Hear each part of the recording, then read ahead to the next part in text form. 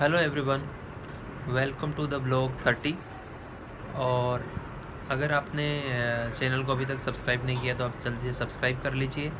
और ये जो ब्लॉग होने वाला है ये उससे रिलेटेड है जो हमने वृंदावन टूर किया था। और तो हम लोग ब्लॉग को स्टार्ट करते हैं उसके न्यू इंट्रो के साथ। तो चलिए देखते हैं।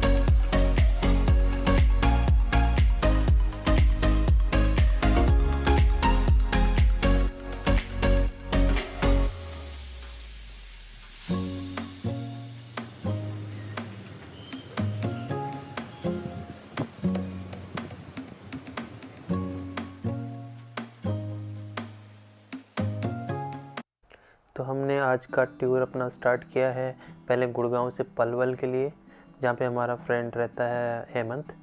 और रास्ते में काफ़ी सरसों के खेत थे, तो हमने उसका बर्थडे भी था, तो हमने रास्ते में उसका बर्थडे भी मनाया। भाई हाँ हाँ काट काट।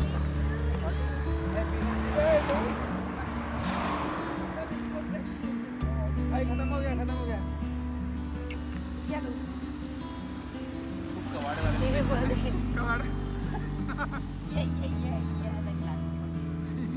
अरे काटने दे, उसको खिला तो देना। क्या काटने भी नहीं दिया, काट दिया खुद। दोबारा करो दोबारा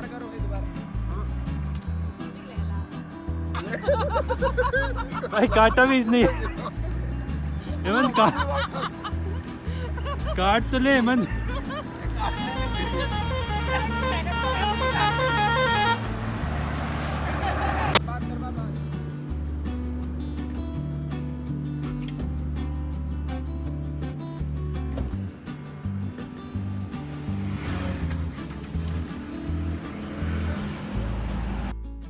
तो रात का स्टे हमने कर लिया था पलवल में हेमंत के घर। फिर सुबह मॉर्निंग में हम निकले वृंदावन की तरफ। तो रास्ते का जो नज़ारा था वो बहुत ही अच्छा था, जैसे सरसों के खेत थे रास्ते में, तो हम लोग एंजॉय करते हुए जाते जा रहे थे।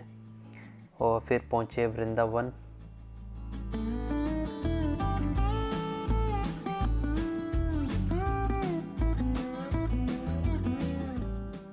वृंदावन में एंट्री करते ही सबसे पहले जो मंदिर आता है वो माता वैष्णो देवी का आता है, जो हम अनफॉर्चुनेटली विज़िट नहीं कर पाए थे क्योंकि रात को आते टाइम काफ़ी लेट हो गया था। तो हम लोग डायरेक्ट फिर घर के लिए आ गए थे।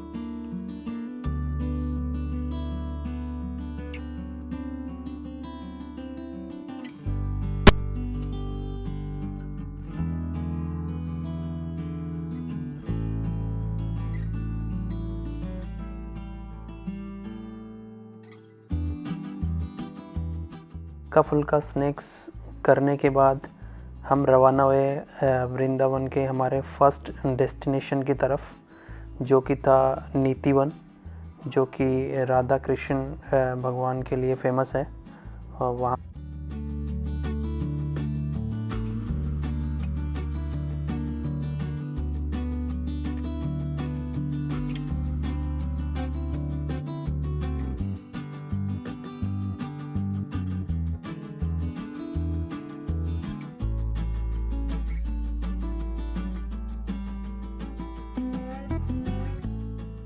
तो फाइनली हम निधिवन पहुंच चुके हैं और निधिवन में चारों तरफ एक वन है और उसके बीच से ये रास्ता निकला हुआ है और इसको पूरी तरीके से कवर्ड किया हुआ है और इस रास्ते के अंदर जगह जगह भगवान श्री कृष्ण और राधा जी की छोटी छोटी मूर्तियाँ बनी हुई है और यहाँ के लोग मानते हैं कि इस निधिवन के अंदर रात को भगवान श्री कृष्ण और राधा जी रास रचाते हैं और उनके लिए इस वन के अंदर एक रंग महल भी है जिसके अंदर उनके लिए शयन कक्ष भी तैयार किया जाता है जहाँ पे वो सोते हैं और वहाँ पे प्रसाद भी रखा जाता है।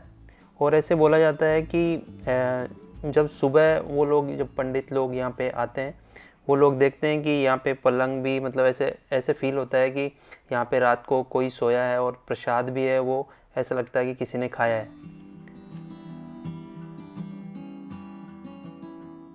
और निधिवन के अंदर जो पेड़ लगे हुए हैं वो भी काफ़ी स्पेशल है, मतलब ये नॉर्मल पेड़ों की तरह नहीं है। इनकी खासियत ये है कि ये एक तो सीधे नहीं है बिल्कुल भी और ये नीचे की तरफ बढ़ते हैं पेड़, ऊपर की तरफ नहीं, ऊपर से ज़्यादा नीचे की तरफ बढ़ते हैं और ये एक या दो पेड़ ऐसे मिलके मतलब आपस में गूंथे हुए जैसे होते हैं, तो ये इनकी स्पेशलिटी होती है।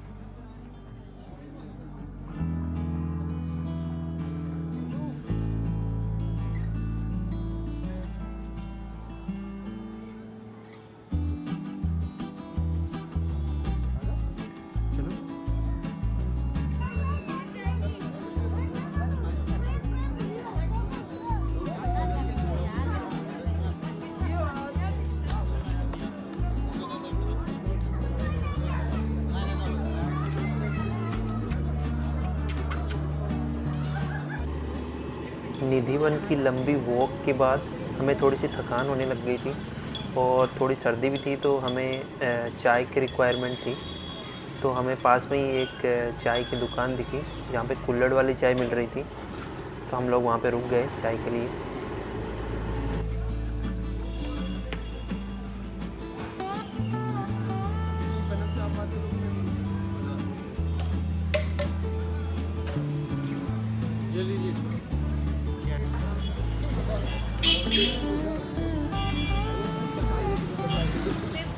चाय फिनिश होने के बाद हमें थोड़ी थोड़ी भूख भी लगने लग गई थी, तो हम लोग खाने के लिए कुछ अच्छी वाली शॉप पता कर रहे थे।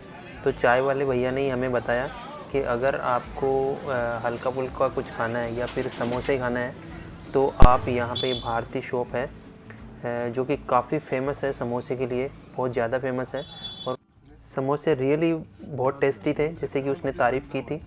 और उसके बाद हम लोग प्रेम मंदिर गए। प्रेम मंदिर वाले विज़िट को हम नेक्स्ट व्लॉग के अंदर देखेंगे, तो यहाँ तक बने रहने के लिए बहुत बहुत धन्यवाद।